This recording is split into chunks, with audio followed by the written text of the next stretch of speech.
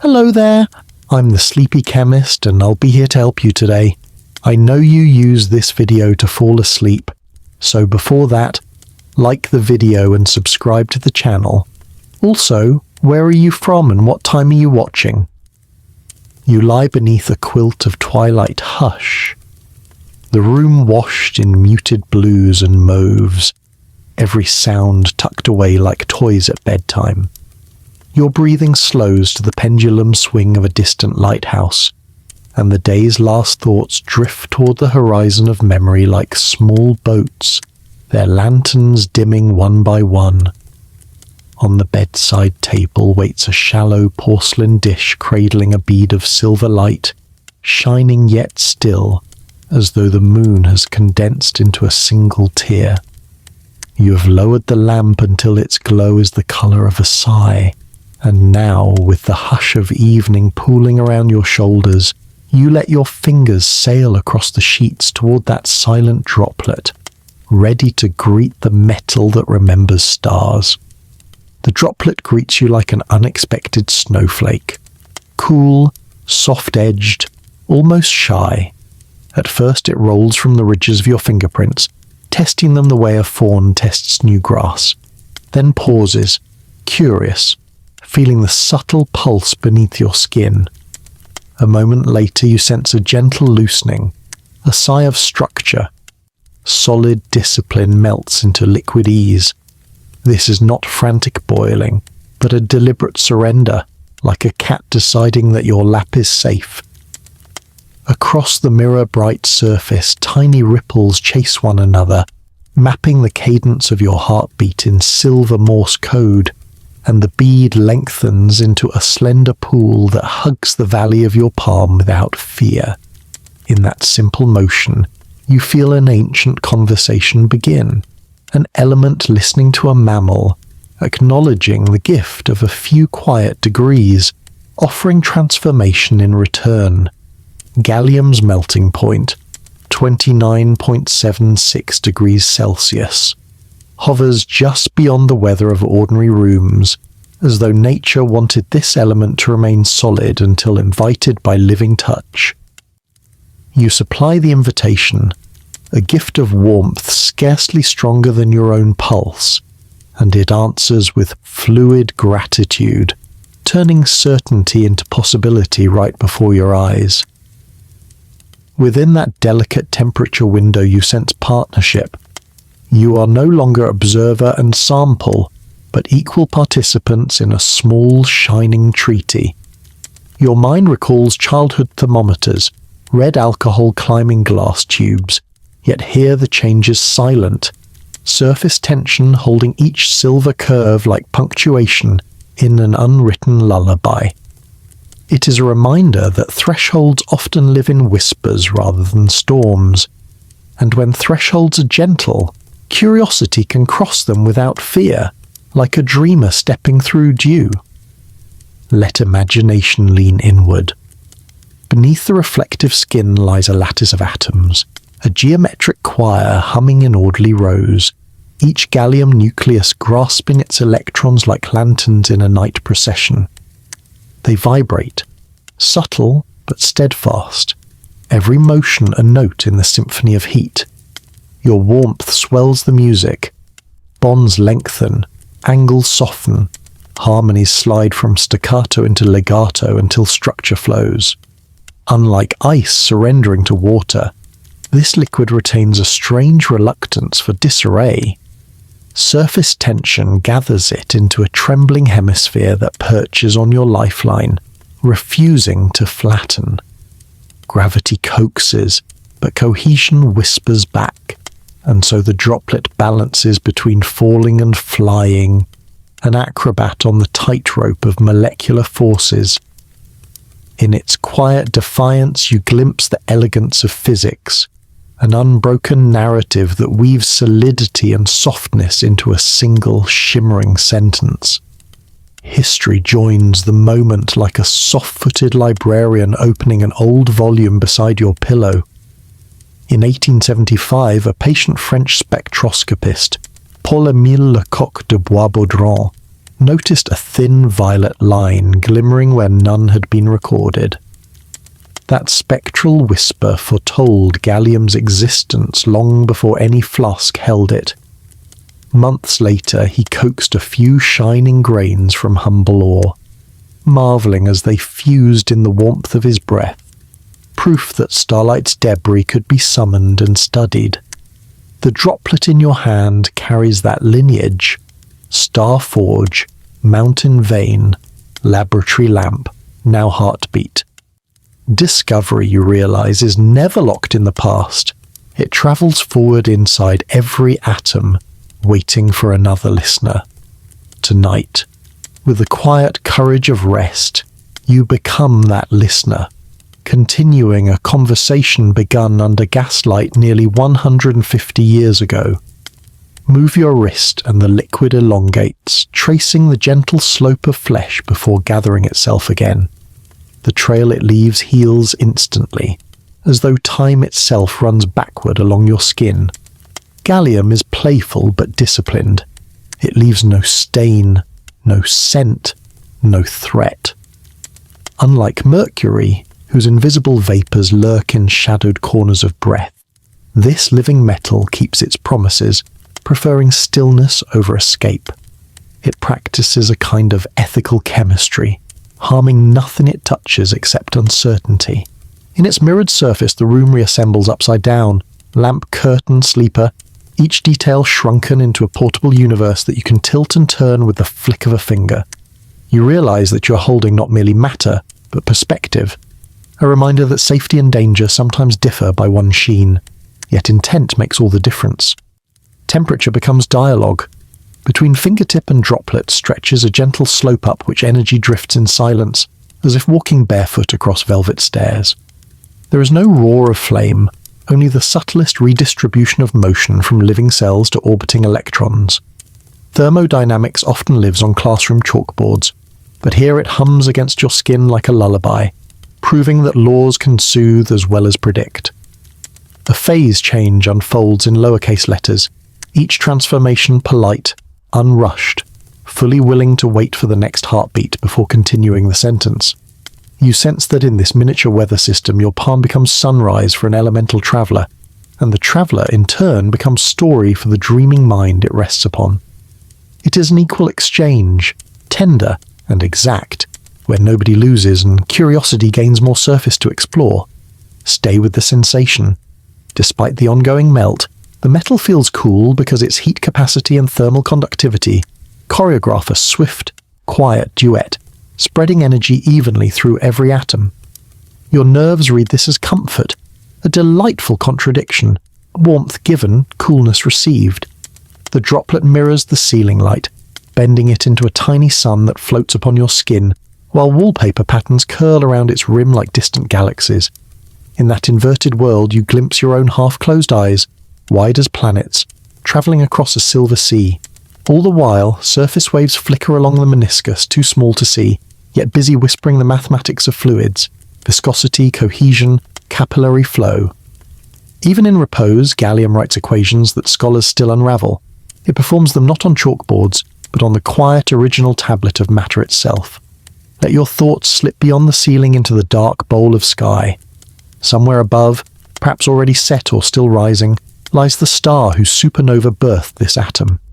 In cataclysmic brilliance, lighter nuclei fused into heavier hearts, gallium among them, and shockwaves scattered those newborn elements into wandering dust.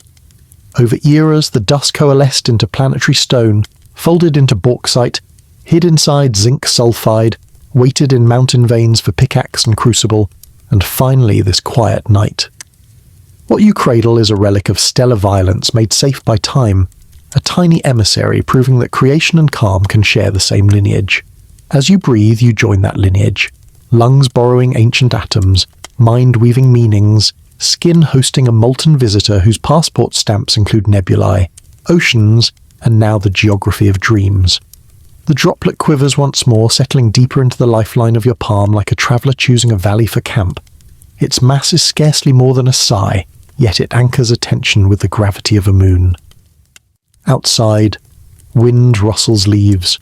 the same breeze that once herded cosmic dust. Inside, your breath lengthens, syncing with an elemental story older than language.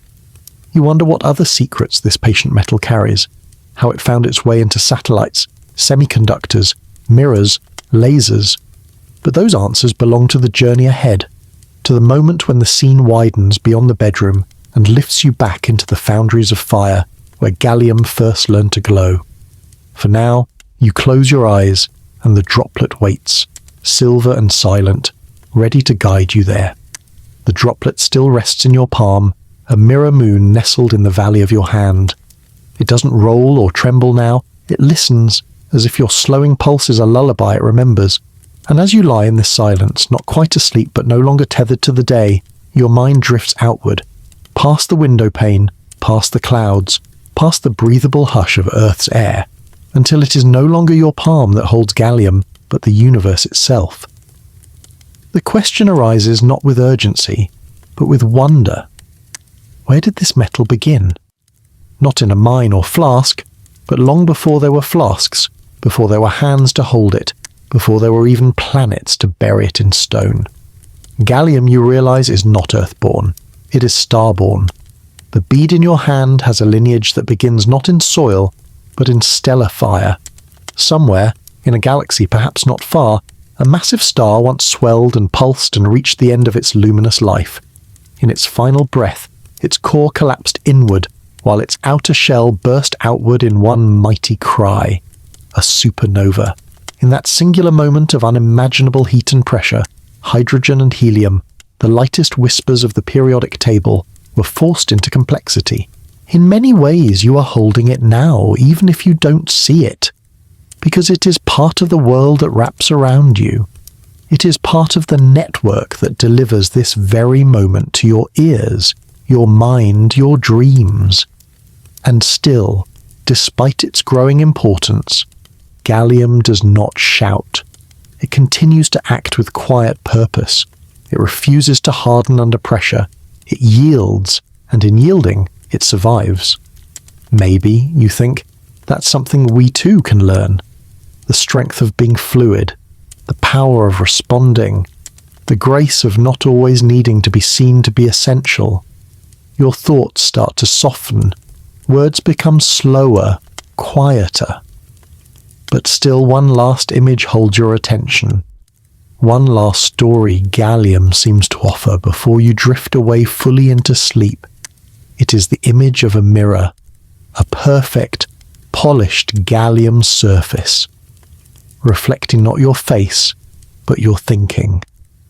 You lean in closer, watching how the metal remembers the warmth of your fingers, how it folds your image with the gentlest ripple, and how it still, after all this time, refuses to stay in one shape. And then you see something else.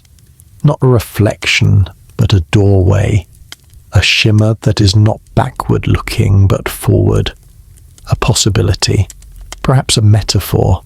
Perhaps a real vision of what is to come. In that gallium mirror for a moment you see not the metal, but the world as it could be. Flexible, flowing, soft where needed, resilient where expected.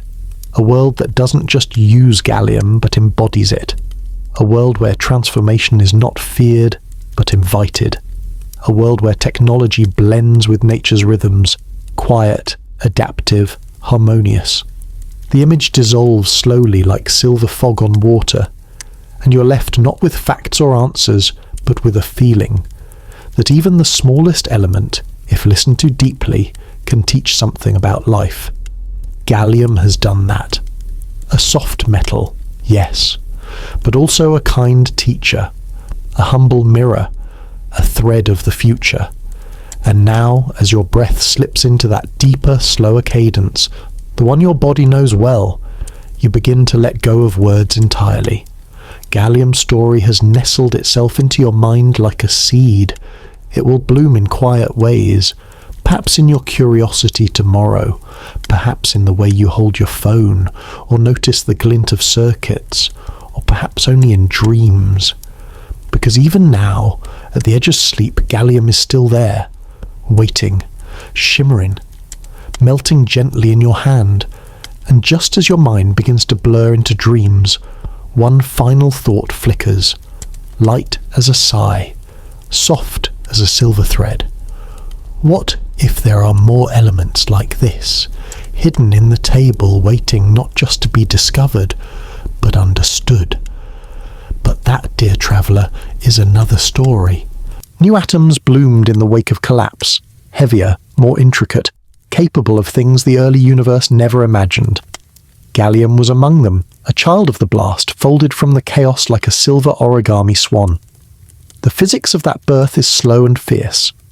At the heart of stars, nuclear fusion hums like a steady chant, coaxing simple atoms to combine, building elements step by step.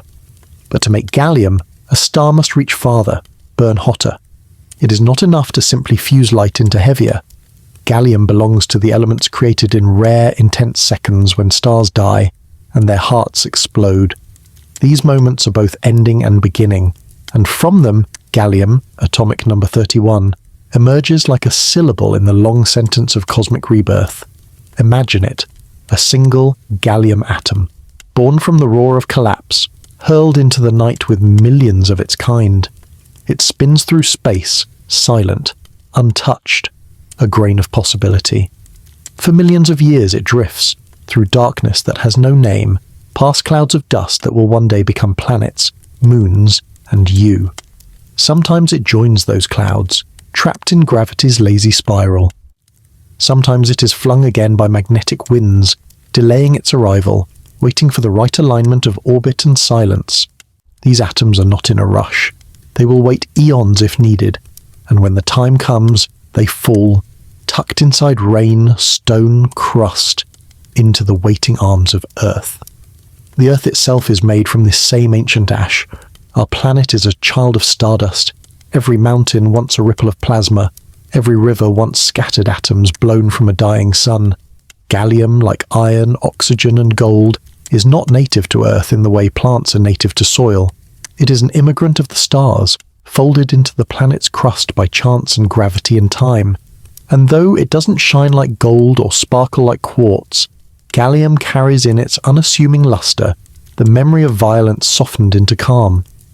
It hides in the shadows of other elements, bauxite, sphalerite, coal, never commanding attention, always waiting for someone curious enough to notice. So now you know. The droplet in your hand is a survivor. It has passed through fire that would dissolve bone, through voids colder than any winter you've ever felt, through time so vast it makes your oldest memories seem like sparks. And now, in the soft cradle of your palm, it rests. It doesn't boast of its journey. It has no need to. Gallium's silence is its testament.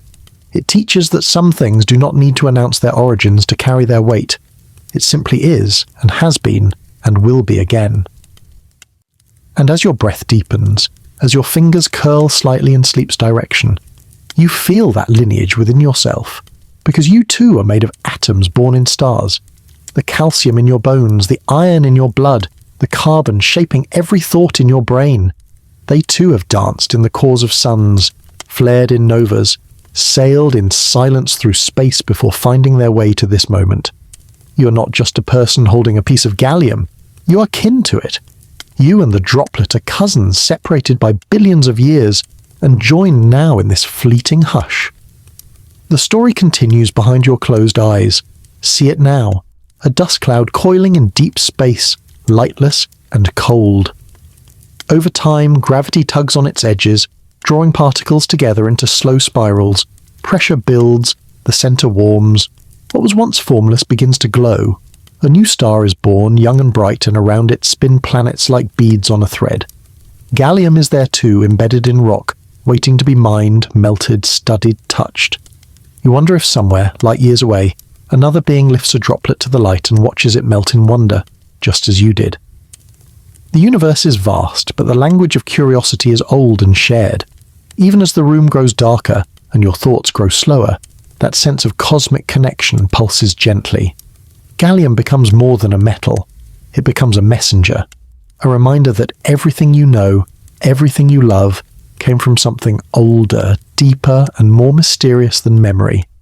You feel the weight of that truth not as burden but as comfort, as though your smallness in the cosmos is also a kind of belonging. And still the droplet sits, liquid and soft, gathering warmth and time. It does not rush you. It never does. You're beginning to understand its rhythm now, the patience of atoms, the serenity of elements that have already seen the end of worlds and waited for new ones to bloom. The silence stretches in the most beautiful way. Outside, the stars blink slowly in a summer sky, each one a silent cradle of potential.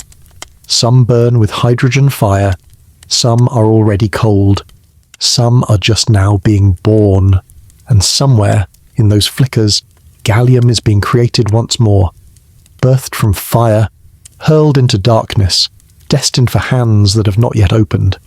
Tonight, though, the story has brought it here, into your room, into your hand, into the hush between one breath and the next. You roll the droplet slightly, watching how it clings and curves and resettles. The journey is not over, not for Gallium, not for you. There is still more to learn, to feel, to follow. And somewhere just below waking, you begin to wonder, if Gallium was born in stars, then how did it end up buried so deep in the folds of Earth?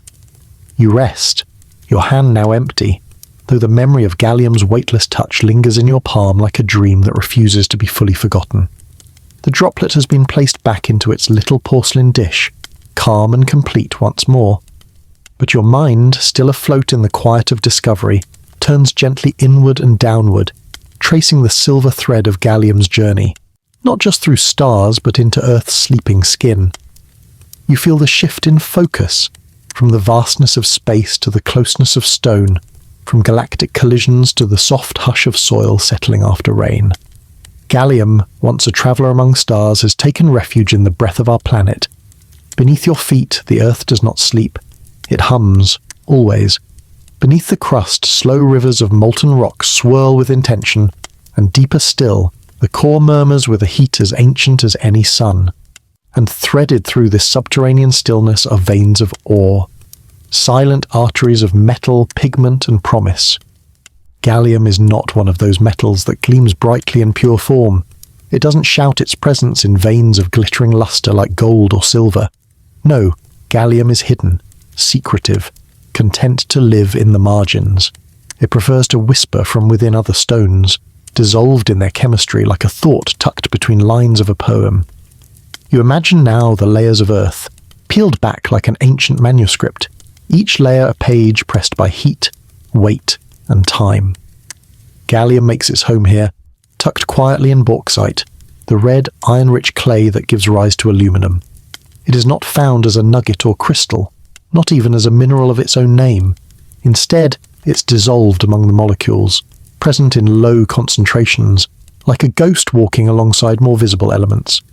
Often it is only noticed when sought with intention, extracted carefully from the ashes of other ambitions. It is what scientists call a trace element, but that word, trace, doesn't mean trivial. It means delicate. It means vital in ways that are often unseen. In the red dust of open-pit mines, in the shimmer of zinc ores, Gallium lies patient. Miners and geologists may not even be searching for it when they find it. It appears as a byproduct, a gentle passenger caught up in the industrial tide of aluminum refining. In the Bayer process, named after the quiet minds who transformed clay into usable metal, bauxite is ground, washed with caustic soda, and filtered until the aluminum separates from its cradle. And in that cradle, like a pearl in a folded shell, Gallium remains. Then, with care and chemistry, it is coaxed into view, drawn from solution by electrolysis or precipitation, and gathered into a silvery pool. This is not easy work, but Gallium, always modest, rewards the effort. It's a quiet triumph. From a ton of bauxite you might recover only a few grams of gallium, yet those grams hold lifetimes of use. In electronics, semiconductors, and solar cells, gallium becomes structure and story, guiding light, conducting energy, performing invisible labours with silent precision. You start to see the metal not as a rarity, but as a lesson. The things we value most are often those that require attention to find, patience to understand, and gentleness to hold. Gallium doesn't insist upon being seen. It teaches you to look closer, to honour the soft and the hidden. And still, it breathes with the earth. In certain coal seams deep beneath forests and plains, gallium waits with the fossilized remains of ancient trees, as if even the planet itself once cradled this metal in its own warm grip. When those coals are burned in power plants, small traces of gallium may rise into the smoke, evaporated into air, later caught and captured in fly ash. Some scientists now recover gallium from this ash, giving a second life to what once fueled cities. It's a strange twist, gallium returning to human hands, not through pickaxe, but through chimney and sky. Even in its extraction, it behaves like vapor and memory, always slightly beyond what seems obvious. Close your eyes for a moment and imagine the Earth from within.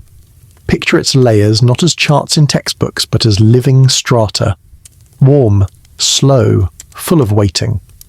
Picture miners, engineers, geologists, people with dirty hands and sharp eyes, lifting rocks to light, refining clay into brightness. Somewhere among them, someone touches a solution, sees a shimmer, and knows gallium is here. Its presence is quiet, but its potential rings out like a bell in a deep chamber, and so it is drawn upward, transformed not through violence but through craft, the way a potter draws shape from clay, or a calligrapher draws words from silence. Gallium, once born in a star, now rests in this earth, part of a lineage that includes the whisper of rain against rock, the settling of mountain into mud, the red blush of clay under a miner's boots. It is Earth's breath, condensed into metal, lifted up again not in fire but in patience. And the more you reflect, the more you feel the closeness of things, the way sky and soil, heat and hush, all conspire gently to bring you this one silvery droplet resting in your dish. Even its rarity is misleading. Gallium is more abundant in the crust than silver, and yet it feels so elusive. This is its paradox. Common, but hidden. Needed, but quiet. Everywhere, and yet overlooked. It reflects the way nature often works. The most essential things are folded into what seems ordinary. Gallium does not demand attention. It rewards it. It doesn't roar, it listens. It teaches not with spectacle, but with presence. Outside your window the night deepens, and the earth turns just slightly in its sleep. Somewhere beneath a distant hill, a seam of bauxite cradles its whisper of gallium, untouched for now, but glowing softly in its potential. And in that potential lies the quiet wonder of chemistry, how an element can move from starlight to soil to science, and still remain a small mystery in the palm of your hand. You lie still, breathing evenly, as if your chest and the planet's crust rise and fall in shared rhythm. You wonder now, not just where gallium hides, but how someone first learned to find it. How, among all the signals of earth and sky, one mind listened closely enough to hear gallium's name whispered in the light. You feel that moment approaching, as if history leans toward your pillow now, ready to tell you about the first time gallium revealed itself, not in rock or flame, but in colour. A violet line, a glimmer, a voice from the stars caught in glass. That, you realise, is where we must go next. You're still lying there, bathed in the slow rhythm of breath and thought, gallium's secret journey from stars to soil still unfolding behind your eyes. But now the darkness of your closed lids begins to shimmer, not with firelight or molten ore, but with colour, thin and spectral like candlelight reflected on glass. You feel yourself drifting, not downward this time, but into a room lit only by curiosity, warmed not by sun or fire, but by the quiet devotion of a man who studied light as if it were language. The room smells faintly of varnished wood and ink and hot glass, and in its centre stands a slender figure, shoulders slightly bowed, eyes fixed on a strip of darkness pierced by rainbows. Paul-Émile Lecoq de Boisbaudran was not a miner, nor an adventurer, nor a man given to spectacle. He was something quieter, a spectroscopist, a seeker of secrets buried not in stone, but in the fine print of light. The year was 1875, and chemistry was still full of silences, spaces on the periodic table where no known element yet lived, but where the shape of knowledge itself suggested something was missing. Lecoq believed that light, when broken properly into its constituent wavelengths, would speak the names of those hidden elements, and so he built his instruments carefully, tuned them like a violinist tunes strings, not for speed, but for clarity. Picture him now, in the low hush of a Paris laboratory, bent over a glowing tube of metal salts. He peers through a spectroscope, a device no bigger than a telescope but aimed inward instead of outward. What he sees is no longer the flame itself, but the language the flame speaks. Bright lines scattered across a black field, each line a signature. Most are familiar. He has seen the reds of strontium, the yellows of sodium, the greens of barium. But tonight something else flickers in the blue-violet end of the spectrum, sharp, delicate, and entirely new. It does not belong to any known element. It is not noise. It is a name waiting to be read aloud. He does not shout. He notes it quietly, with the patient reverence of a man watching a flower bloom in the dark. Over days and weeks he isolates this whisper of difference again and again. He tests samples. He refines. He trusts the light. And at last, he confirms. This spectral signature belongs to an element not yet named, not yet touched, but now undeniably real. The element is not born in that moment. It has existed for eons, but in that moment it is revealed. It steps from anonymity into presence. Lecoq gives it a name drawn partly from Latin, Gallia, the ancient name for France, his homeland. But there is a rumour, soft and unresolved, that he also named it after himself, Lecoq, the rooster, Lecoq Gallus, in Latin. Whether national pride or personal poetry, the name fits, Gallium. A name that rolls off the tongue like water rolling over silver. And so, gallium becomes known. Not through mining, not through smelting, but through observation, through the ability to listen to light. In this, Lecoq is a kind of alchemist, not of matter, but of meaning. He transforms unseen presence into recognized reality, not by force, but by patience. It is a kind of magic rooted firmly in science, and in this quiet conjuring, a new chapter begins, not just for gallium, but for all who will hold it, study it, use it, or, like you, melt it softly in their palm. The world takes notice slowly. Other scientists repeat Lecoq's process, confirming the element's existence. Soon gallium is extracted from ores, not yet in abundance, but with growing certainty. Chemists marvel at its low melting point, its silvery sheen, its almost paradoxical combination of metallic strength and fluid gentleness. It doesn't behave like its neighbours on the periodic table. It seems to delight in subtle rebellion. It refuses to follow rules exactly. Gallium melts in your hand, but resists boiling even at fierce temperatures. It binds gently to glass, but corrodes aluminum from within. It shines, but not to dazzle. It shines like something remembering the stars. And as you lie there, listening to the rise and fall of your breath against the silence of the room, you begin to feel a soft reverence for Lecoq's method. It wasn't violent. It wasn't loud. It was built on the understanding that nature speaks always, if only you are willing to look long enough to see what is being said. His spectroscope became a translator of the universe, and gallium, a word once lost, was finally spoken. This, too, is science. Not the thunder of laboratories or the clang of machines, but the poetry of careful seeing. The world is full of things that want to be found, but not by force. Some truths require stillness. Some metals are hidden in light, not in rock. And some names are written not in ink, but in spectra. Bright lines waiting for eyes patient enough to read them. You can almost see that violet line now, glowing behind your eyelids. It is narrow, sharp, distinct. It cuts through the dark like a silk ribbon caught in a breeze. That line became a door, and through it came gallium, not just into the periodic table, but into possibility. It entered our understanding not as a substance, but as a promise, a sign that even in a world mapped and measured, mystery still lives in the thinnest corners of light. Outside, the night has deepened, the trees breathing quietly beneath their blankets of wind.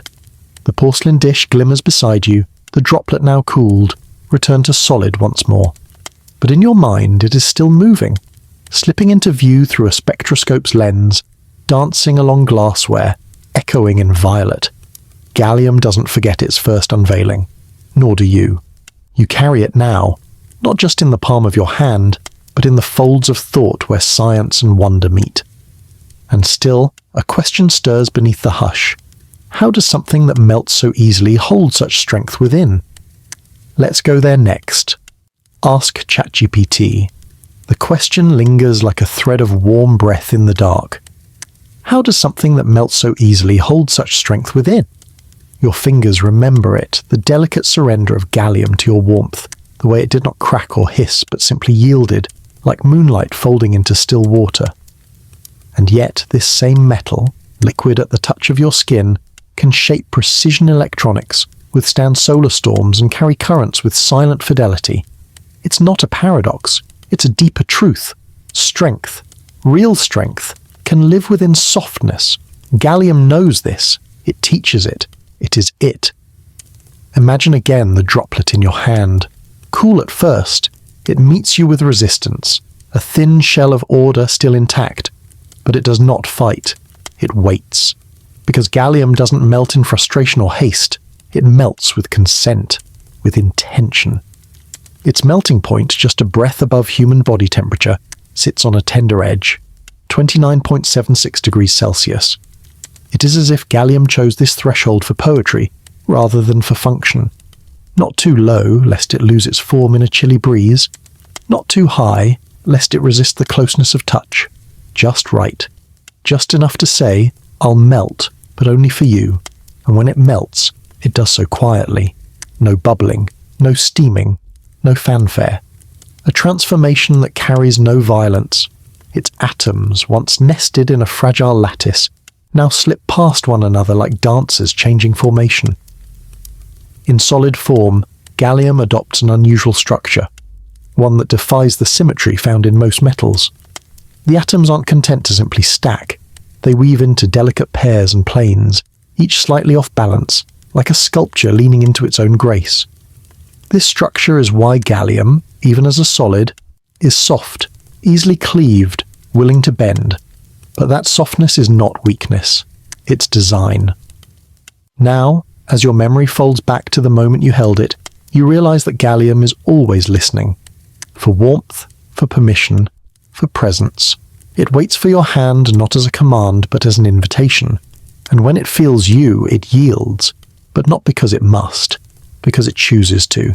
That is the lesson it leaves on your skin. Transformation need not roar. Change can be tender, slow, mutual. It can arise not from force but from trust.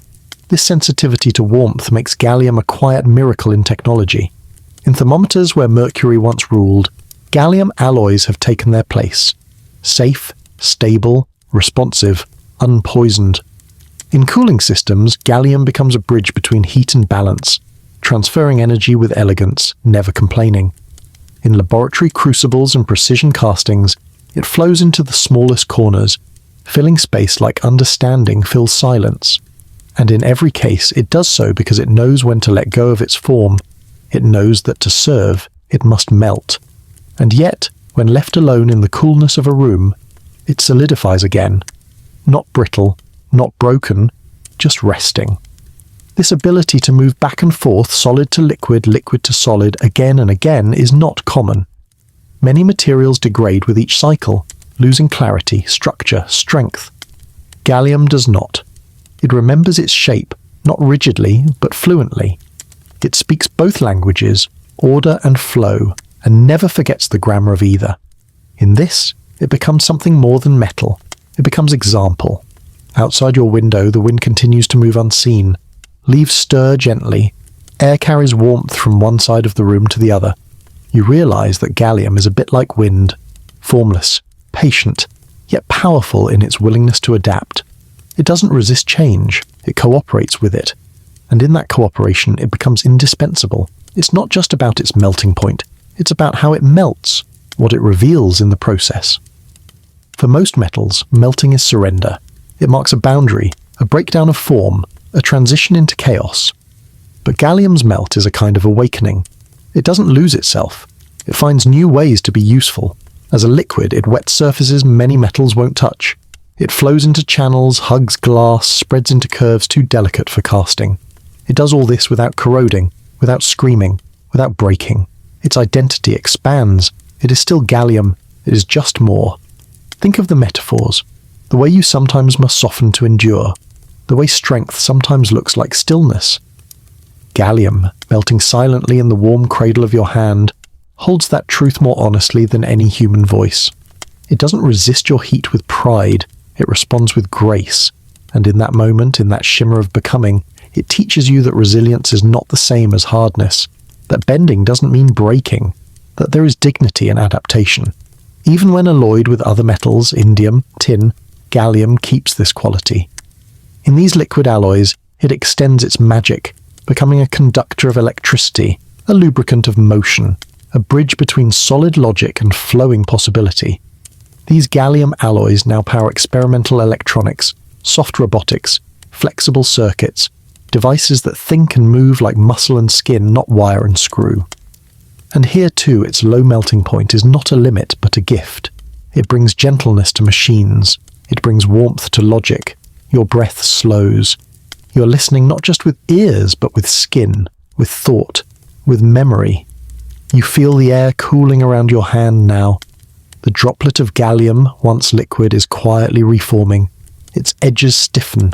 Its surface tightens, like the last moment before a yawn becomes sleep. It is not resisting your touch, only resting within it, reclaiming its solid state not in defiance, but in rhythm. And so you understand. Gallium melts not to disappear, but to change form, to find a new way to belong. It is not a failure of structure, it is the intelligence of response. You wonder now, as your eyes grow heavy, what gallium can reflect, not just of your warmth, but of your image. In mirrors, yes. In glass, yes. But deeper still, how it might reflect light and memory, movement and pause. What happens, you wonder, when gallium becomes a mirror not just of your face, but of time? Let's peer into that next. You lie still, eyes heavy but not fully closed. Around you, the quiet has deepened, thick as velvet, soft as breath. Gallium, cooled and resting once more in its small porcelain dish, catches the low light from the bedside lamp. Its surface is no longer liquid, yet it gleams with a patient intelligence, like the surface of a still lake that remembers every ripple. You tilt your head slightly and see yourself in it, not clearly, not sharply, but enough to recognize your outline. In that blurred reflection, you're softened, smoothed, reimagined. You begin to understand. Gallium is not only a metal that melts in your hand, it is a mirror, and it reflects more than just the skin it touches. Imagine the oldest mirrors. Polished obsidian, still pools of water, burnished copper. Humanity has always longed to see itself, to grasp some echo of the face behind the eyes, to understand its presence not just from within, but as an image. Gallium, with its glassy sheen and loving liquidity, became a bridge between reflection and technology.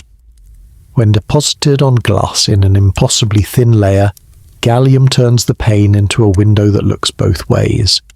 A mirror that not only reflects but reveals. Unlike mercury, which once served as the reflective soul of mirrors, but carried the risk of poison in every shimmer, gallium is safe, gentle, silent, and stable. You picture now a pane of laboratory glass laid bare beneath a gallium vapor. In high vacuum, gallium atoms are coaxed into flight, each one leaping free from its source like seeds scattered by wind. When these atoms settle upon glass, they cling together, forming a silver skin, molecule by molecule. And when the process is complete, the glass becomes more than glass. It becomes memory, a surface that remembers light, angles, shapes, a surface that, when you peer into it, returns not only your face, but the subtle truth behind your expression. The mirror made by gallium is not just for vanity or light. In the heart of satellites, telescopes, and instruments built to measure the stars, gallium-coated mirrors return starlight to sensors with fidelity and grace. These aren't ordinary reflections. They are stories told in photons, journeys captured in curves. In space, gallium reflects things the human eye cannot see. Infrared, ultraviolet, signals older than memory. And in that service, it becomes something more. A guardian of vision, a keeper of the sky's softest secrets. In your half-sleep, You imagine one of those satellites orbiting high above the Earth, its panels catching the cold silence of space, its mirrors tracing the sweep of nebulae and galaxies. Somewhere inside, Gallium clings to glass like frost, unbothered by the extremes of temperature and distance. It does not complain. It simply reflects.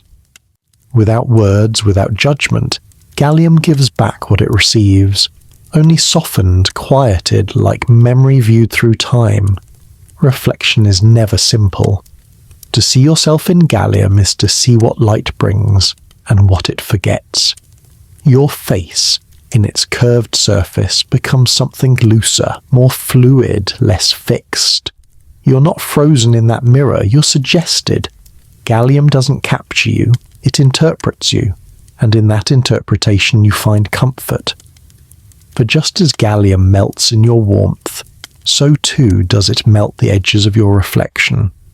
You are made less rigid, less hard, more like the quiet person inside you, the one that emerges only when the world hushes its voice. Gallium's ability to reflect, like its ability to melt, depends on its closeness to others. It bonds, not aggressively, not invasively, but faithfully. In semiconductors, gallium partners with arsenic to create gallium arsenide, a material used in solar panels, LEDs, and high-speed circuits. These systems rely on gallium's capacity to conduct, to reflect energy in structured patterns, to mirror not just light, but data. In that sense, gallium becomes a memory keeper, not in the poetic sense alone, but in the literal. Your computer, your phone, your GPS, all may carry within them whispers of gallium's reflections, structured into code and current. It is strange, isn't it, to think that something so soft could carry such responsibility? That a droplet so easily shaped by the warmth of a hand might also guide satellites across oceans, or light cities with diodes no thicker than a hair. But gallium has always preferred the quiet kind of brilliance. It doesn't shout. It holds. It gathers light and thought and signal, and offers them back without distortion. It understands that a true mirror does not change what it sees. It honors it. Your thoughts drift now to other kinds of reflection, not just of image, but of memory. Gallium, resting silently in its dish, becomes a symbol of remembrance. It holds the warmth of your palm like a photograph holds a smile. It responds to touch, to presence, in the way a story responds to a listener. It unfolds more, the more gently you hold it. It reminds you that memory too is liquid, shifting, selective, always shaped by the moment it is recalled. And just as gallium solidifies in coolness, so do memories crystallize in quiet.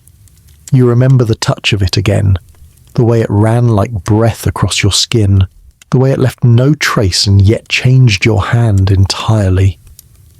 And now, in stillness, you recognize what it offered was more than sensation. It offered perspective.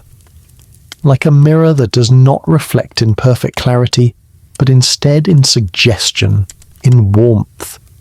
You see not what is, but what feels.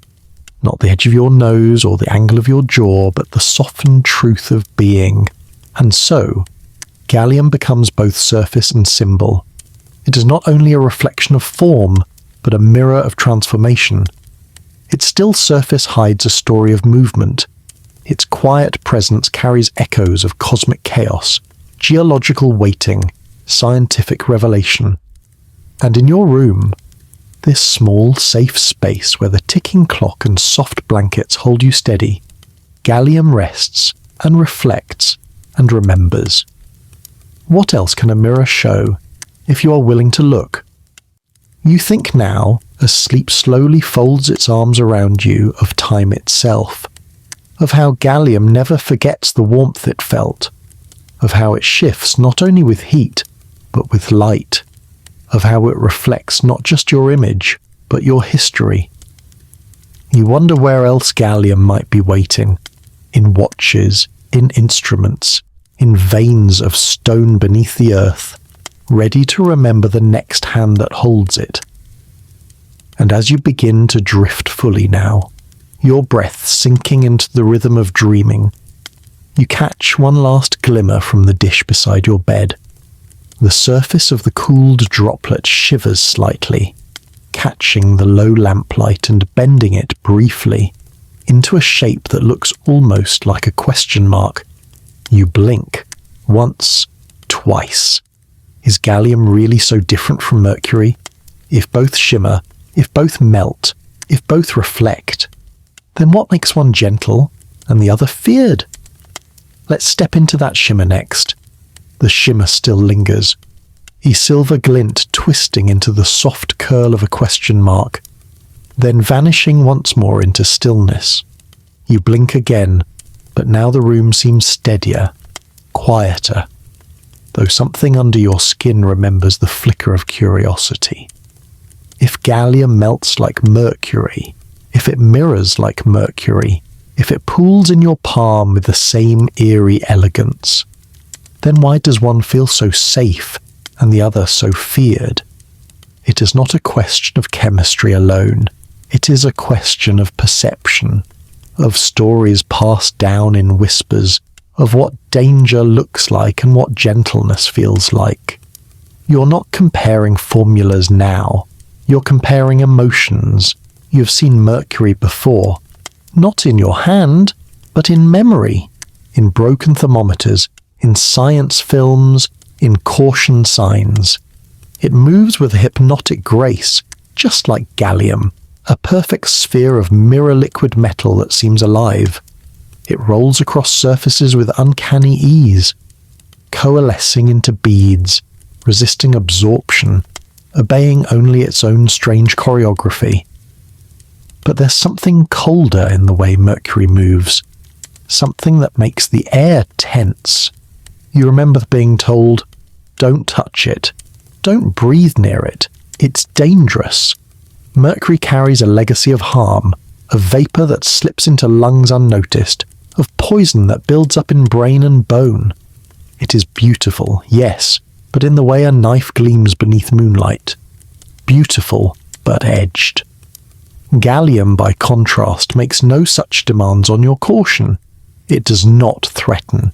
It melts in your hand, not with warning signs, but with wonder. Its vapors do not coil upward into danger.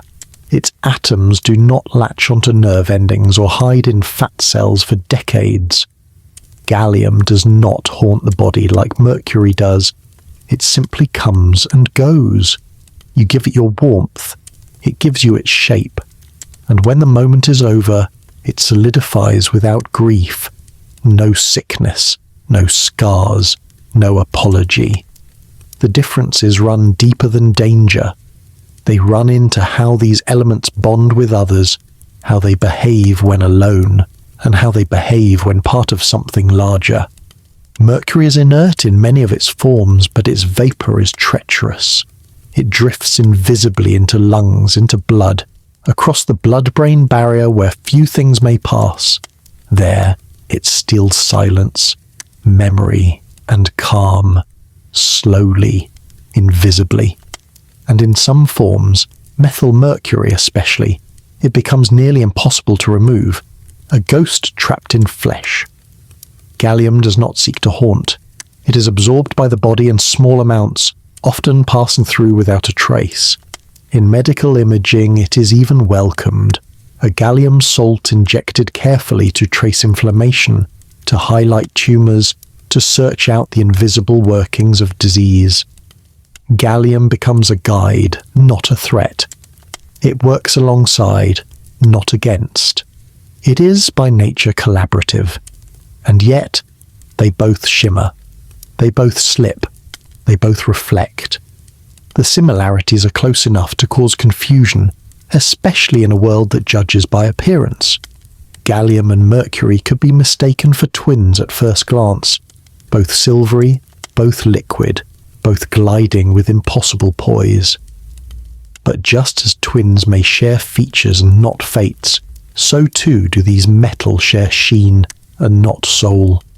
Gallium is not mercury, and the space between them is as wide as caution, and comfort as wide as danger and invitation. Your thoughts drift now to the history carried in Mercury's name. Quicksilver, the metal of motion, the element of alchemists, the core of thermometers, the secret behind old barometers and scientific folklore. It has always felt a little otherworldly, as if it obeys laws written elsewhere. And indeed, Mercury has haunted art and science alike, from the hatters poisoned slowly by mercury nitrate, to the rivers polluted by mining, to the pale fingers of children cleaning spilled thermometers. Its story is shadowed, heavy, sharp-edged. Gallium, on the other hand, is a younger sibling in the periodic family, discovered later, tamed more quickly, and given the gentler roles. It is the quiet one, the one who reads, who listens, the one who offers itself to semiconductors, who lets light pass through its compounds without distortion, who binds with glass rather than seeping into it. It doesn't demand to be handled carefully because of threat, but rather because it deserves to be treated with gentleness. Even the way gallium corrodes differs. Mercury slips into metals and breaks them from within, weakening their structure invisibly, especially aluminum, which it infiltrates like a silent invader, peeling strength from bone. Gallium can also disrupt aluminum's crystalline order, yes, but it does so not as a toxin, but as a quiet agent of change. Its interference is slower, more deliberate, more a lesson in chemistry than a strike of violence, and even then, it's only when forced, when pressed into mischief. Gallium does not seek destruction. It must be asked to unmake. It prefers to rest in your palm. You begin to understand that gallium's story is not simply not mercury. It is its own narrative, with its own quiet arc. A metal that behaves strangely for a reason grounded in how its atoms link and bend, how its electrons resist the usual paths, how it prefers to form soft pairs rather than rigid lines. These choices, made at the atomic level, ripple upward into behavior, into safety, into trust. And in that way, gallium becomes not just a material, but a metaphor. It teaches that appearances deceive, that shimmer does not equal harm, that reflection may come with safety. And so, you return your gaze to the small dish by your bedside. The droplet has returned to rest. Its mirrored surface reflects the lamp's low light, the curve of your shoulder, the shadows on the ceiling. It is no less beautiful than mercury, perhaps more so because now you understand what makes it safe. Not just the absence of poison, but the presence of intention. Gallium doesn't just fail to harm, it chooses to be kind. You let out a breath you hadn't realized you were holding, and with it, your body sinks deeper into the mattress. Sleep draws closer now. Your thoughts are streams slowing into stillness. The comparison has been made, the fear addressed, the trust earned. And yet your mind, though quieted, still carries one final curiosity. If gallium is so quiet, so yielding, so soft, what happens when it joins with something else? What happens when this gentle metal falls in love with light itself? The question drifts through your thoughts like mist curling through morning trees. What happens when gallium, so soft and silent in your palm, meets light? Not just sunlight slipping across its mirrored skin, but true light, focused, humming, radiant with intention. What happens when gallium, born of stars and steeped in patience, partners with the very essence of starlight itself? The answer does not come in thunder or flash, but in a quiet brilliance. The birth of a bond that changes how we see, how we communicate, even how we dream. Gallium, when paired just right, becomes more than metal. It becomes light's architect. In your drifting mind, you see the moment it happens. A single gallium atom encounters arsenic, an element just as peculiar, just as stubborn, just as vital. At first glance, the pairing seems unlikely. Gallium with its melting softness, arsenic with its edge of danger, its brittle, sharp reputation. And yet, like many great partnerships, the tension becomes harmony.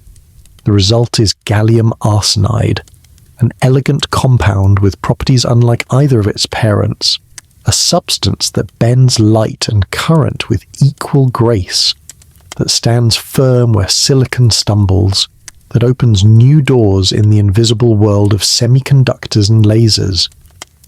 Gallium arsenide is no longer liquid. It doesn't melt in your hand. It crystallizes into tight, ordered lattices, structures so precise, so internally balanced, that electrons move through them like dancers tracing perfect patterns. These electrons don't bump and stumble as they do in silicon. They glide. They whisper instead of shout. This gives gallium arsenide extraordinary capabilities. It can carry electrical signals faster, with less resistance, over longer distances. It turns movement into light. It turns light into information. This is the heart of a light-emitting diode, a tiny machine that hums silently with illumination. Gallium, once content to mirror your gaze, now becomes the spark behind modern vision. It powers the red glow in your alarm clock digits, the bright dots in your phone screen, the efficient pulse of traffic lights blinking through rain, and deeper still, in the lasers that guide data through fiber optic cables stretched beneath oceans, gallium sings a steady note. It takes a single beam of light, slices it, multiplies it, encodes it. You don't see it, but every message, every image, every word flowing through the vast pulsing web of human connection may have passed through a gallium gate. Even in the heart of solar panels, gallium quietly captures photons. Especially in space, where solar panels must survive radiation, extremes of heat and cold, gallium arsenide outshines silicon. It holds its structure.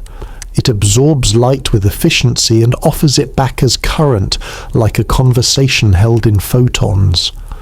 It is not loud about this task. It simply transforms sunlight into power, again and again, with the same calm grace that let it melt in your hand. You think back to the first moment you held gallium, how it yielded to your warmth, how it shimmered without menace. That moment feels like a whisper now, far behind you, because gallium's story is expanding. It is not only a metal that melts, it is a metal that connects between electrons, between light and matter, between you and the world, and yet gallium never demands to be seen. The LEDs it empowers are bright, yes, but they're small, embedded in circuit boards, hidden behind glass. The lasers it fuels don't blaze like stars. They are narrow, disciplined, invisible to the naked eye. Gallium doesn't shine for praise. It works in miniature, in precision, in rhythm. It becomes the quiet heartbeat of modern life, pulsing in your devices, in your communications, in the warmth of your screen as it lights your face in the dark.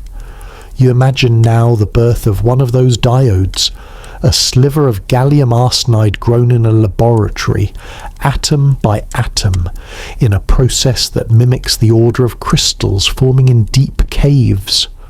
The structure must be flawless. Any imperfection, any crack in the lattice could interrupt the flow of electrons. So it is grown slowly, layer by patient layer, as though the metal is remembering how to sing. Then, with electricity, light is born.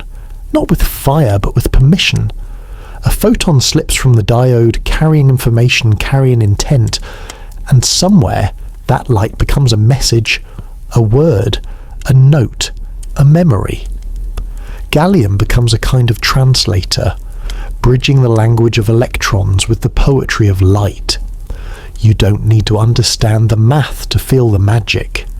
You only need to realize that the thing you once cradled in your palm is now guiding signals through space, lighting roads, mapping galaxies, helping doctors peer inside the human body with gentle precision. This is Gallium's second life. First, it was a starborn wanderer, slipping quietly into the earth crust, hiding in the folds of bauxite and zinc.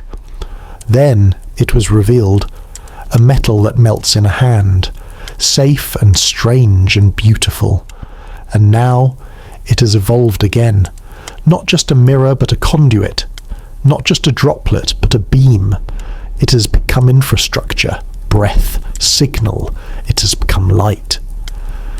There's something else Gallium teaches you now. That transformation is not a single event, but a lifelong unfolding. The same atom that once lay dormant in stone now pulses inside a spacecraft, directing energy across the cold vastness of space. The same softness that once yielded in your hand now stands rigid and exact in circuits, etched smaller than a grain of sand. Gallium does not resist this evolution. It allows it. It learns. It adapts. And in that it reflects something deeper. Not just about chemistry, but about you. The softness you feel in yourself, the quiet questions, the patience. It is not weakness. It is potential. Like Gallium, you too are capable of holding contradictions, of melting and shining, of yielding and carrying. You too can take warmth and turn it into light. You too can reflect and connect and become something new, not just once, but again and again. The dish beside you still holds the solid droplet, cool now, unmoving. But your mind has followed its journey from palm to diode, from earth to satellite, from warmth to light. The transformation was never about leaving softness behind. It was about learning how to channel it.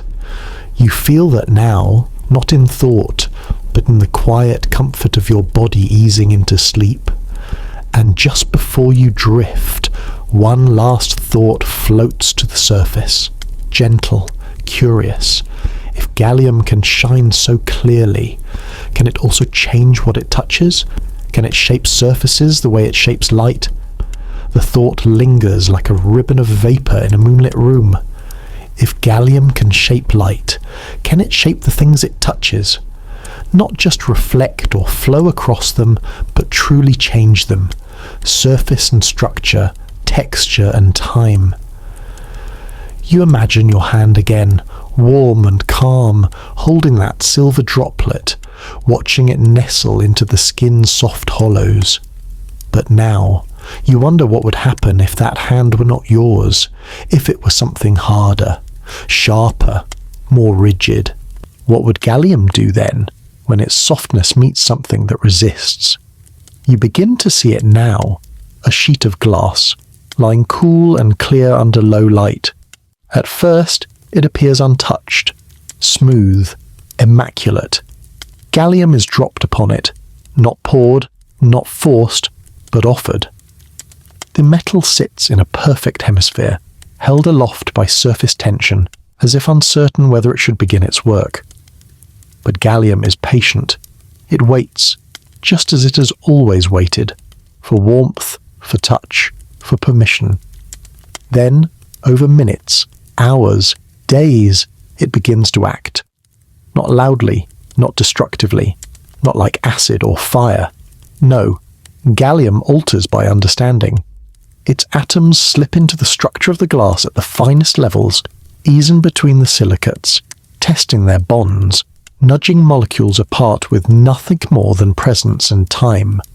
A subtle seep. a slow unfolding. This is no attack. It is closer to a conversation, a negotiation between order and change. And soon you begin to see the evidence. Fine filigrees of distortion where clarity once reigned. Tiny channels etched by invisibly moving atoms.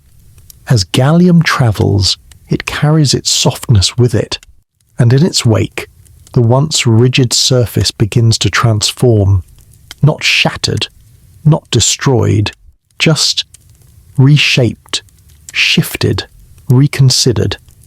This is what gallium does to aluminum as well, though the result there is more dramatic. When left long enough, gallium begins to infiltrate the aluminum's tightly bonded crystal structure. The surface appears untouched at first, but beneath that glossy skin, fractures bloom. Not like cracks, but like delicate threads of fatigue, strength unspooling, one link at a time. Eventually the aluminum becomes brittle, crumbling under the softest pressure as if it has forgotten how to be whole. And yet, gallium is not corrosive in the traditional sense. It doesn't burn, it doesn't bite, it doesn't dissolve. It moves in slowly, occupying spaces between atoms, disrupting their friendships, asking questions of their arrangements. It offers change instead of demanding it. And that change, though slow, is irreversible. It is as if gallium whispers to structure itself. You don't have to stay this way. There are other possibilities. You wonder if time itself behaves like gallium, subtle, inevitable, quiet in its advance. It too changes without shouting. It too reshapes things from the inside out. You do not notice its work each day, but one day you wake, and you are no longer who you were, not less, not worse, simply different, altered by the slow movement of memory, breath, grief, joy. And just as gallium never rushes its transformations, so too does time offer its hands only gently, only when you are ready to be held. In this way, gallium becomes not just a metal, but a metaphor for the tender relentlessness of change. It teaches that even the most rigid structures are vulnerable, not because they are flawed, but because they are alive, because they listen, because they eventually soften. You think now of all the things in your life that once seemed unchangeable, relationships, beliefs, patterns, and how with time they shifted. Not always through force, often through something quieter, a word, a silence, a slow realization. And gallium continues, always with its slow art. It can be used to etch, to create patterns on glass and silicon, delicate as lace, deep as memory. Scientists and engineers have learned to harness this strange capacity, to guide gallium along predetermined paths, to carve circuits and channels so narrow the human eye can barely comprehend them. In microfabrication, gallium becomes the artist's brush, capable of sketching electrical veins upon silicon skin. These aren't just decorations, they are instructions, encoded in space, directing electrons, creating logic, birthing machines that think. And yet, the process remains slow, precise. Gallium will not be rushed. It does not crash through barriers. It seeps, persuades, becomes part of what it changes. And that too is its gift. In a world so often driven by speed and force, gallium reminds you of the beauty of patience, of progress that arrives in whispers rather than waves. You shift gently beneath your blanket, the softness of the fabric mirroring the softness of gallium's touch. You think of how many metals are celebrated for their strength, their unyielding character, their resistance to pressure. And yet, gallium is revered for the opposite, for how it yields, for how it moves around obstacles instead of smashing through them, for how it changes what it meets, not with violence, but with intimacy. It makes you wonder, how much more could we understand, reshape or heal if we approach the world the way Gallium does, with patience, with presence, with the understanding that time, not force, makes the deepest mark. The droplet in its dish beside you catches a faint reflection of your lamp's glow. Its surface is unchanged, but you know better now. Even in stillness, it is capable of motion. Even in silence, it listens. Even in coolness, it remembers heat. You have touched it, and in some quiet way it has touched you back, not just your hand, but your thoughts. And as your breath deepens and your eyelids grow heavier, you begin to feel your own surface shifting, not breaking, not falling apart, but softening, making space. You're no longer just an observer of Gallium's story. You're inside it now. You understand that change does not always announce itself. Sometimes it arrives like Gallium on glass, one atom at a time, unseen, unstoppable.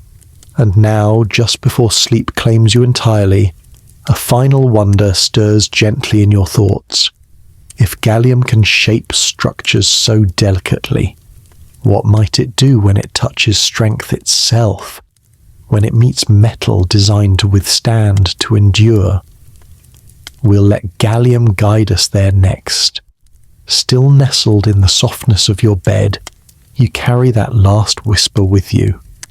What happens when Gallium meets strength itself? Not abstract strength, but the tangible kind, structural, forged, tested in wind and weight. Not glass or silicon or the skin of your hand, but metal. The kind of metal that girds towers, frames wings, builds vessels meant to cross both sky and sea. The kind of metal that is supposed to resist. And the image comes clearly now. Aluminum. Light. Resilient. A metal that carries airplanes across continents, frames the bones of modern cities, shelters satellites, stretches across rooftops, folds into foil. Aluminum, the metal that taught the world to rise above stone and iron. It is not the strongest metal by sheer force, but it is beloved for its balance, for its grace under pressure, its weightlessness married to endurance. In the periodic ballet of elements, aluminum is a disciplined dancer, elegant, predictable, clean. But then comes Gallium. It does not arrive with noise. It does not hammer, fracture, or explode. It simply comes close, rests against the surface, waits, and as it waits, it listens, feeling not just the temperature, but the subtle spaces in between the atoms of aluminum, the silent breath between bonds. It finds the lattice, not to destroy it, but to join it, or rather, to interrupt it, gently, persistently, like a soft hum in a quiet room. Gallium slips between the aluminum atoms the way water finds its way into cracks before a frost. Not to fill, but to open, to unweave. It does not break aluminum, it teaches aluminum to forget its structure, and so the once strong alloy begins to loosen. Bonds unravel, not with panic but with stillness. A quiet compromise begins. What was rigid becomes frail. What was confident becomes uncertain. You might expect a crack, a noise, some cry of fatigue. But no, the failure is internal, silent, invisible. You can still look at the aluminum and see no sign of change, and yet it has already forgotten how to be itself. Gallium does not need to bend the metal to break it. It only needs to rearrange its desire to hold. And in that way, Gallium becomes the gentlest of destroyers. Not a hammer, not a flame, but a whisper that undoes memory itself. This is what makes Gallium so strange, so quietly dangerous, so quietly wise. Its threat is not in the obvious. Its danger does not lie in volume or speed or violence. Its danger is understanding. It learns the rules of a structure, and then reminds that structure it could be otherwise. You wonder now, how many systems, how many assumptions, how many relationships are like that aluminum? Polished, efficient, strong in appearance, but only until something soft enough, patient enough, curious enough, enters, and begins to ask questions not with force, but with presence. There are stories of gallium sabotaging beams and screws. In controlled experiments, drops placed on airplane parts cause them to crumble days later under their own weight. In science classrooms, professors demonstrate gallium's uncanny ability to make aluminum soda cans collapse between two fingers. No heat, no cut, just a softened core, like a fruit left too long in the sun. And the students gasp, because it's not what they expect from something that melts in your hand. And yet, gallium is not malicious. It doesn't seek destruction. It doesn't corrode all metals. It doesn't act unless invited, unless placed. In your room now, it rests harmlessly.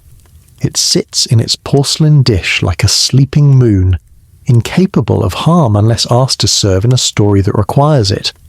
That is the paradox, the poetry of gallium. Its capacity for transformation depends entirely on intention. Like fire, it can cook or burn. Like time, it can age or ripen. Like emotion, it can build or undo. Aluminum never asks to be undone, but gallium does not act on permission. It acts on proximity. And in that there is a lesson. Some changes come not because you choose them, but because you come too close to something that carries a different rhythm, a different potential, a different truth. You lie deeper now in thought, eyes barely open, heart slowed, body sinking into the mattress like a boat settling into a bay. The air is still, the gallium waits, and your thoughts wander further into metaphor. You begin to see that destruction and creation are not always opposites. Sometimes the breaking of one structure is the only way another can emerge, and gallium, with all its softness, becomes a kind of alchemical teacher, one that says, even the strong may change, even the stable may soften, even metal can melt, not under fire, but under presence. This is not something to fear. It is something to understand. Gallium does not cause chaos. It reveals the possibility of restructure. It invites you to consider that maybe strength isn't about resisting pressure, but about choosing the right form for the moment. That perhaps the most enduring systems are those willing to be touched, to be altered, to evolve. And even as you slip closer towards sleep, you feel this truth settle inside your chest like a final sigh. That softness is not a flaw.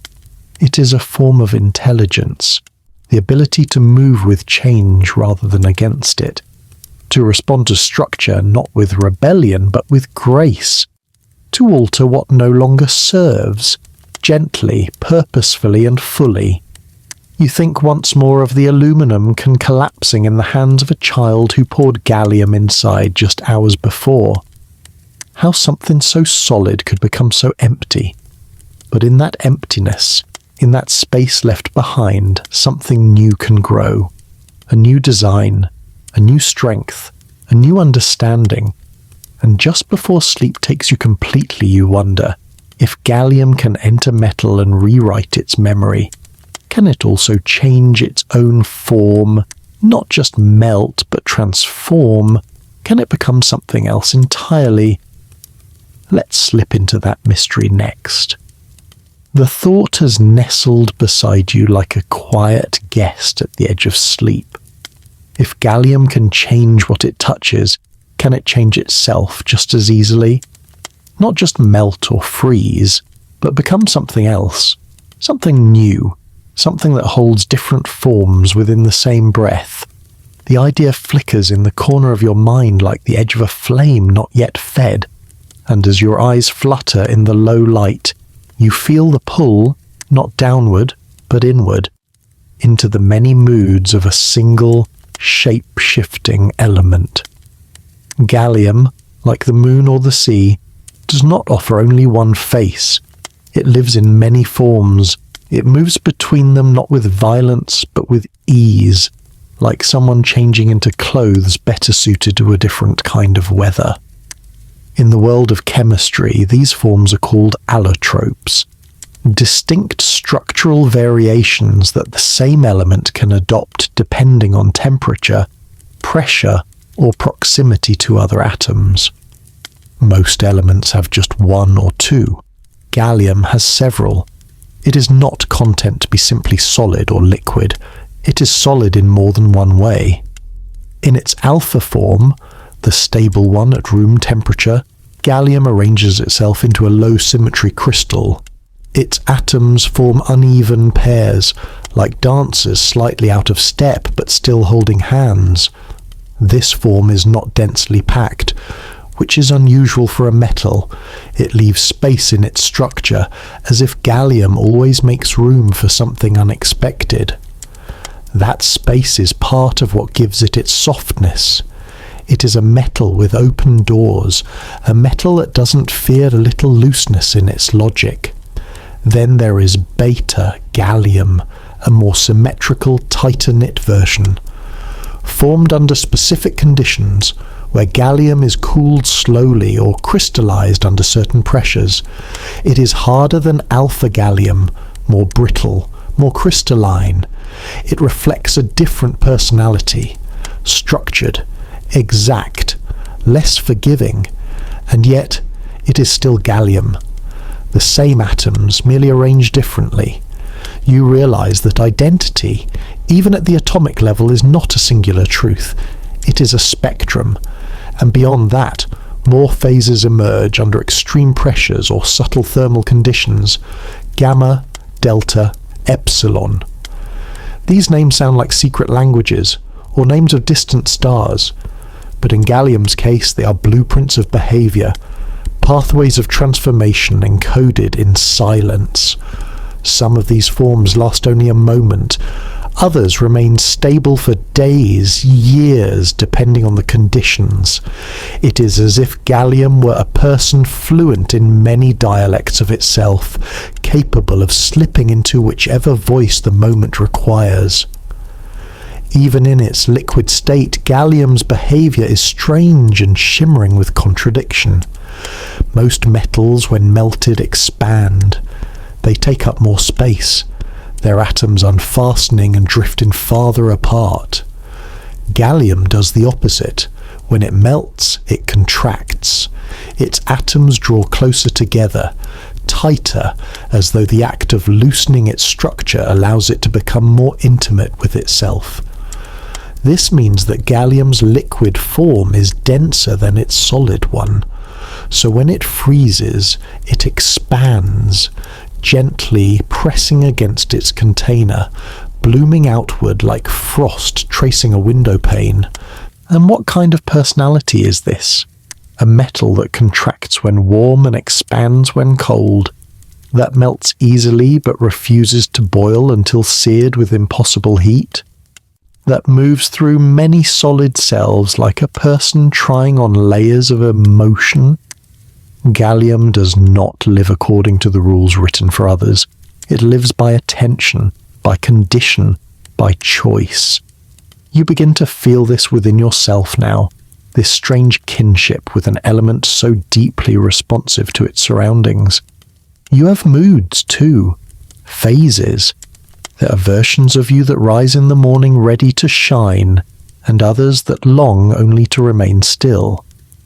You understand how structure can change depending on what surrounds you, how even the strongest form of yourself can shift, becoming softer, clearer, or perhaps more sharply defined. Gallium reminds you that these shifts are not betrayals. They are expressions. They are necessary for balance. Gallium's moods are not emotional, but they are responsive. They remind scientists that matter is not a static thing. that even the most seemingly stable element can reveal layers, nuances, forms that defy first impressions. And this makes gallium valuable beyond its shimmer and silence. Its multiple phases, each with different electrical, thermal and structural properties, make it a versatile partner in engineering, physics and chemistry. From medical imaging to alloy design, its many selves offer many solutions. There's something almost poetic in the fact that gallium, so gentle to the touch, is also deeply complex beneath the surface. Like a person who seems quiet at first glance, but whose thoughts bloom into galaxies when you linger long enough to ask. Gallium doesn't shout its complexity. It simply is, and waits for those who care enough to learn its language. You stir slightly, letting your hand fall to the space beside the porcelain dish where gallium now rests. The room is quiet, the air is cool, and yet you know that even here, at this gentle temperature, the atoms within that silver droplet are subtly humming, holding on to their alpha form unless given cause to change. If you were to warm it slightly, it would shift, not just into liquid, but into another state of self, one that sees the world a little differently, one that flows instead of holds. And what a beautiful idea that is, that gallium does not resist its transitions. It leans into them. It allows each condition to draw forth the version of itself best suited for that moment. Not because it lacks identity, but because it has many, and each is true. You feel a softness rise within you, a kind of forgiveness for your own shifting states. You're not one fixed form either. You respond, you evolve, you carry your own allotropes in thought and feeling, in memory and hope. The science of gallium, yes, is rooted in lattice structures, in electron behavior, in phase diagrams etched carefully in laboratory notebooks. But the story of gallium is written more quietly, between the lines. It is a story of transformation, of quiet resistance to singularity, of multiple truths held within a single name. You breathe out slowly, letting the air stretch across the room like a ribbon of light. In the hush, you realize that gallium's phases are not just changes. They are reminders that what we appear to be on the surface is not all we are. That softness can hold structure. That liquid can carry memory. That stillness can conceal motion. And just before the rhythm of sleep overtakes your thoughts, a new question rises, gently, curiously. If gallium holds so many forms within itself, how does it speak? Not just in structure or shimmer, but in energy. What is gallium's voice in the world of electricity and current and code? Let's listen for that voice next. And now, resting deeper than before, nestled inside thought as much as in bed, you begin to listen. Not with your ears, but with some slower, subtler sense. You are listening for gallium's voice, not the clink of metal against glass or the whisper of atoms melting, but its true language, the way it speaks through energy, through movement, through that quiet current known only to matter. You begin to understand that gallium, for all its softness, for all its changes of form, has a way of speaking that is entirely its own, a secret code embedded in the dance of electrons. You must imagine now not droplets or mirrors, but wires, circuits, semiconductors, places where energy does not move as flame or wind, but as pure potential, rippling invisibly across structured pathways. In these spaces, gallium does not sit still. It flows, not as liquid, but as part of a crystalline web. Gallium's atoms, when bound to other elements like arsenic or nitrogen, form what are called compound semiconductors, materials that don't just conduct electricity, but control it, shape it, modulate it. This is where gallium begins to whisper. Gallium arsenide, gallium nitride. These are names that appear in textbooks, yes, but within them are languages as complex as poetry. Where pure metals like copper carry current without preference, gallium compounds guide it. They offer barriers and channels, resistance and permission, like a gatekeeper who knows exactly when to let the current pass. In silicon-based electronics, electricity must often be coaxed, regulated with difficulty. But gallium's compounds allow for faster switching, clearer signal, lower loss. They are not just conductors, they are communicators. Gallium speaks in pulses, in, on, and off, in 1 and 0. In frequencies too high for the human body to feel, too fast for the eye to follow, but clear as a bell to machines. In the circuits of your phone, your satellite dish, your radio, gallium is present, modulating signals, translating voice into wave, wave into code, code back into voice again. This is the quiet miracle. Gallium helps machines listen and speak, and not just in human-made devices. In the realm of light itself, gallium's compounds emit photons with high efficiency, precise wavelengths. Blue LEDs, the ones that brought true white light to screens and lamps, only became possible through gallium nitride. Its crystalline lattice, when charged, releases light with a purity that changed the world. What once flickered as green or red now shines blue, bright and steady. And when layered, these colours combine, giving rise to the soft white glow of modern displays and efficient bulbs. Behind every pulse of light, gallium hums like a tuning fork. But gallium does not shout. Even here its language is precise, respectful of limits. It does not flood circuits, it navigates them. It doesn't blast light, it releases it, one photon at a time, each born of a perfectly timed energy exchange. When electrons fall from high to low energy, states within gallium structure, they release light, not heat. This is gallium's gift to technology, the ability to illuminate without burning out. You see now that gallium's language is not like yours. It has no alphabet, no vowels, no sound. It is a language of thresholds and flows, of charge and calm, of gates open not by keys but by voltages so fine they could slip unnoticed through the spaces between thoughts. Yet it is not silent. It hums inside your screens. It pulses inside your devices. It bridges worlds, not just between humans but between matter and meaning. And gallium listens too. In solar cells built with gallium arsenide, photons from the sun strike the surface and are absorbed, their energy shaking electrons loose, setting them free to flow.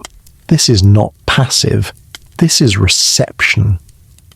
Gallium receives light and turns it into movement. It translates brightness into current. It converts the warmth of the sun into a language that batteries and homes and hearts can understand. Even in space, gallium continues its quiet conversation. Gallium-based solar panels power satellites that orbit silently above you now, reading weather, sending messages, studying stars. In the cold vacuum, far from touch or warmth, gallium endures. It speaks not only to the sun, but to Earth, sending data through beams of light that arc invisibly across the sky, landing in dishes, in homes, in hands. In this way, gallium becomes a voice from space, carried through air and wire, resting finely in your ear. And yet, this voice is one we rarely notice. Gallium doesn't mark its presence with logos or sound. Its signature is clarity, speed, efficiency. The fact that the voice on the phone is crisp, that the satellite transmits faithfully, that the screen glows evenly. That is Gallium's way of saying, I'm here. You roll gently onto your side, the blankets pooling around you like clouds folding into themselves. In the hush of your room, you realize that Gallium is still speaking. Not aloud, but through the glow of your bedside lamp, through the distant hum of wireless signals moving through the air, through the stored data in the device beside you.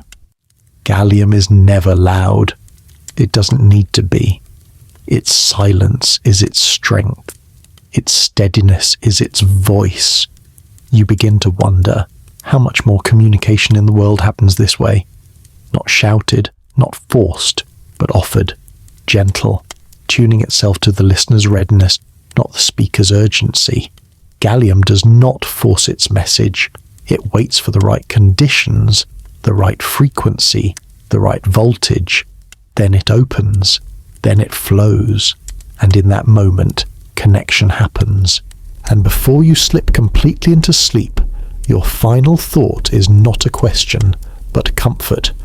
Gallium understands the difference between noise and meaning, between force and frequency, between volume and presence. And still, softly, the question hums beneath. If Gallium can speak so clearly in currents and light, what will it whisper in the future it's helping to build? Let's follow that whisper next. That last whisper lingers, not fading, not lost, but stretching softly forward, like a thread of silver light leading into the horizon of sleep. What future does Gallium help to shape? Not the future of fantasy or science fiction, but of reality. Quiet, humming, already unfolding beneath our fingertips. Gallium doesn't need to imagine tomorrow. It's already building it, atom by atom, wire by wire, pulse by pulse. You lie still, barely moving now, your breath smooth as silk drawn through the eye of a needle. The room is dark except for the smallest amber glow, but in your mind, scenes begin to shift. You see not just droplets or crystals anymore, but systems. You see circuits the width of a hair's whisper, processors so thin and fast they no longer resemble machines but living thought. And at the heart of so many of these quiet revolutions, Gallium hums, invisible, essential, present. Gallium nitride, for example. This compound, born of gallium's union with nitrogen, is one of the most promising materials in modern electronics. Why? Because it can handle high voltages and high frequencies without blinking. Because it wastes less energy as heat. Because it moves electricity like wind through a canyon. Fast, directed, beautiful. In the processors of electric vehicles, in the charging units of mobile devices, in the eyes of LiDAR sensors, gallium nitride is replacing older, slower materials. It allows cars to see. It allows drones to map. It allows power to be managed with such precision that machines begin to mimic the intuition of life. You imagine now a satellite spinning through the dark sky, powered by solar panels made of gallium arsenide, collecting sunlight with quiet determination. Its circuits, too, lean on gallium compounds to endure the extremes: radiation, cold, endless orbit. On Earth, similar technology rests inside autonomous vehicles, wind farms, 5G towers. The metal that once melted in your hand is now woven into the nervous system of the planet, a silent facilitator of motion, communication, adaptation. And still, gallium doesn't boast. It is not what we talk about when we talk about the future. We speak of artificial intelligence, of speed, of storage, of power. But without gallium, many of these dreams would stall before they start. It is the calm metal behind the curtain, the one that says, go on, speak faster, see farther, reach further, I will carry your thoughts. It is even making its way into biotechnology, into devices that sit close to the body, reading signals from muscle and nerve, converting intention into motion. In soft robotics, gallium-based alloys mimic the movement of skin, bending and flexing with lifelike grace. In some prototypes, gallium flows within silicone channels, forming liquid wires that stretch and heal. These machines are not hard. They are pliant, responsive, more like companions than tools, and inside them, gallium is no longer a drop in a dish. It is a nervous system, a bloodstream, a presence. The future, it seems, is not made only of steel and silicon. It is being reshaped by softness, by materials that listen and adapt rather than resist. Gallium embodies this. It reminds engineers and dreamers alike that flexibility is not fragility, that change is not collapse, that progress is not always loud. Even in computing, gallium is shaping new frontiers. Quantum computing, still in its earliest dawn, requires materials that behave with extreme delicacy. The faintest charge, the slightest temperature fluctuation, the barest imperfection can ruin coherence. And so researchers experiment with gallium in exotic forms, nanostructures, qubits, superconducting junctions. Because gallium, with its unusual ability to form stable compounds and adapt to different environments, may be part of the silent code that unlocks computing's next age. You see now that gallium is no longer simply a metal. It is an enabler, a translator between potential and purpose. It has moved from curiosity to cornerstone, and yet it remains quiet. It still rests in your hand, still waits in its dish, still melts when you hold it, not because it must, but because it wants to understand you. And perhaps that's what makes gallium so different from other elements with loud reputations. Uranium with its energy, gold with its value, carbon with its complexity. Gallium does not dominate. It collaborates. It becomes what you need it to be, not by losing itself, but by recognizing itself in every new form. You turn your face into the pillow now, breath deepening, heart slowing to the rhythm of memory and anticipation. You feel the future in the room, not as something far away, but something alive, something breathing in the walls of the device on your nightstand, in the signal that brought a voice across continents, in the soft blue glow above your door. You feel gallium there, present but unnoticed, like the quietest member of an orchestra whose tone holds the entire melody in tune. And you begin to realize this future we imagine is not built all at once. It is built in layers, in atoms, in shifts so small we don't feel them until they've already become real. Gallium has no ego in this. It doesn't need to be seen. It only needs to work. And in doing so, it creates space for the world to grow faster, smaller, brighter, gentler. So many futures await in its hands. Health monitors that dissolve into the bloodstream after use. Circuits that fold like fabric. Machines that heal themselves. Energy grids that blink with the intelligence of ecosystems.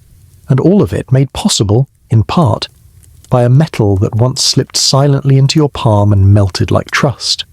You reach out now, as if to hold that vision one last time before sleep takes it, before dreams turn it into stories. The droplet of gallium rests unassuming. It does not blink or buzz, but inside, 100 futures shimmer, not imagined, not promised, but possible.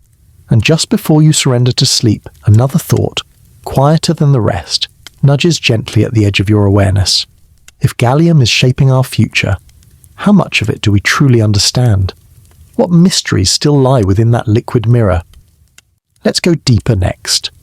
So you follow that final ripple of thought, carried like a feather on breath, floating down towards sleep but not yet fully asleep, because something inside you still listens. That quiet question, how much of gallium do we truly understand?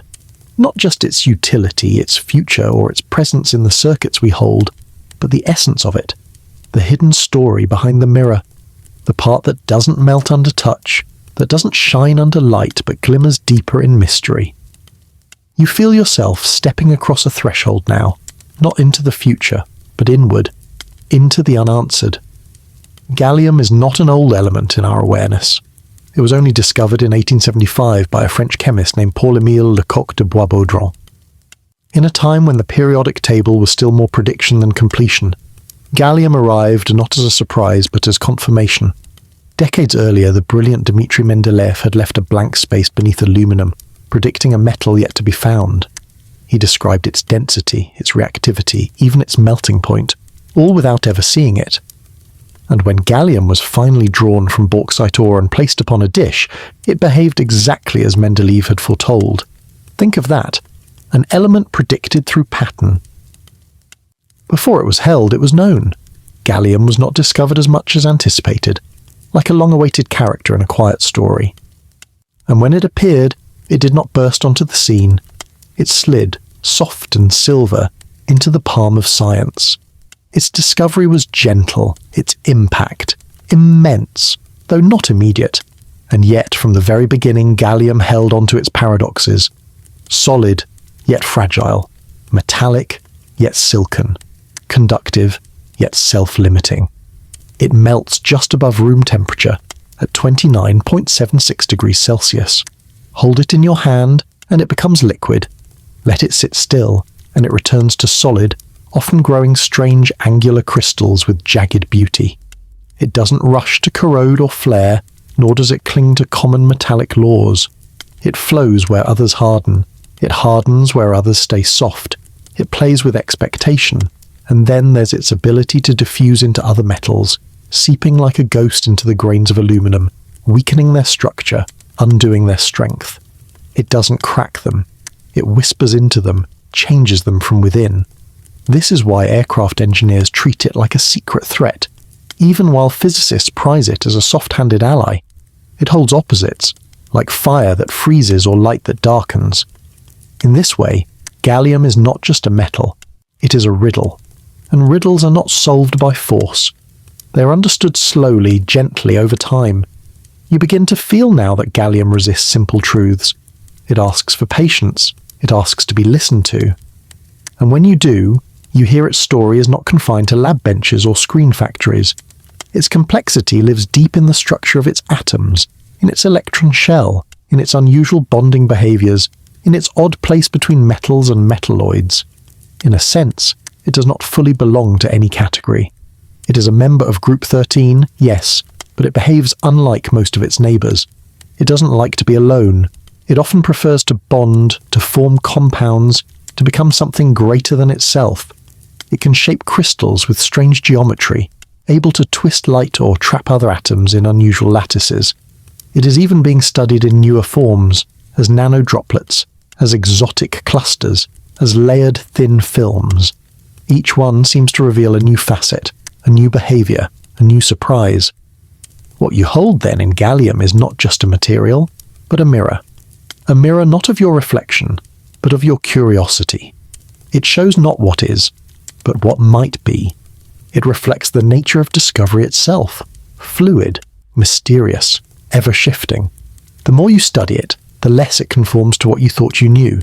The closer you get, the more it slides away, not to hide, but to invite deeper exploration. And perhaps that's why gallium feels almost human in some ways. Not in its form, but in its refusal to be boxed in. It's a metal that adapts. It melts not as surrender, but as invitation. It bonds not as obligation, but as connection. It resists extremes. It does not burn or freeze easily. It seeks the middle, the margin, the threshold where change begins. And aren't we, in many ways, just the same? The room around you is quiet now, utterly still, and yet your mind is alive with motion. You're not imagining circuits anymore. You're imagining drops on glass. You see a single bead of gallium slowly cooling after it left the warmth of your skin. It doesn't shiver. It doesn't rush. It reforms itself in time, reclaims its structure. And as it does, you see the light in its surface twist slightly, like a secret being remembered. What does it recall, you wonder, from every hand it has touched? What does it remember from every shape it has taken? And what, then, might it still become? There are whispers in research labs now of gallium forming part of next-generation memory systems, where data is not stored as charge or magnetism, but as atomic position. There are whispers of it being used in logic gates made of light rather than electricity, of quantum dots, of biologically integrated sensors. These are not certainties, they are possibilities. But gallium is there, at the edge of each one, waiting not to dominate the story but to flow into it, fluid, supportive, shaping the unseen.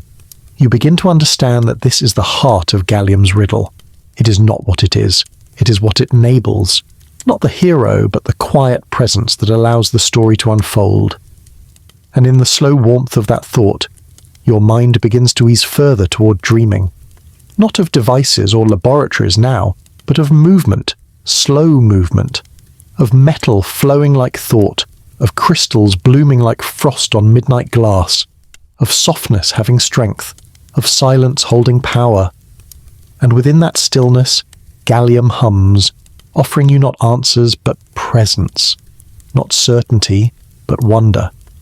And perhaps that's the deeper secret it hides in its mirror, that transformation does not have to be loud, that mystery is not the opposite of knowledge, but its beginning, that to hold something without fully knowing it is not failure, it is faith. The drop still rests solid now on the smooth plate of your memory, but inside it something stirs, something you're not quite ready to see yet. But soon, very soon, we'll go there. It is quiet now, not the kind of quiet that comes from emptiness, but the quiet that follows depth. The drop of gallium on your mental dish has stilled, cooled, solidified again under the hush of thought, but its shimmer holds layers you cannot name. You lie there, breathing slowly, as the echoes of its mystery fade into the soft rhythm of your body's rest. Gallium does not speak aloud.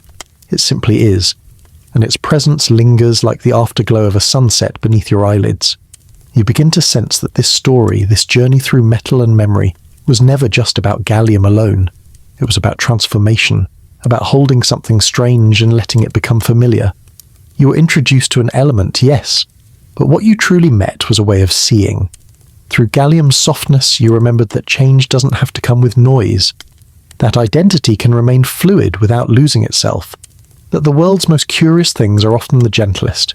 Even now, gallium continues to defy your instincts. You recall the videos, drops of liquid metal rolling across glass, joining together, dividing again, behaving almost like thought.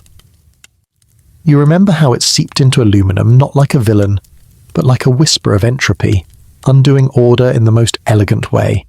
And you begin to understand gallium is not rebellious.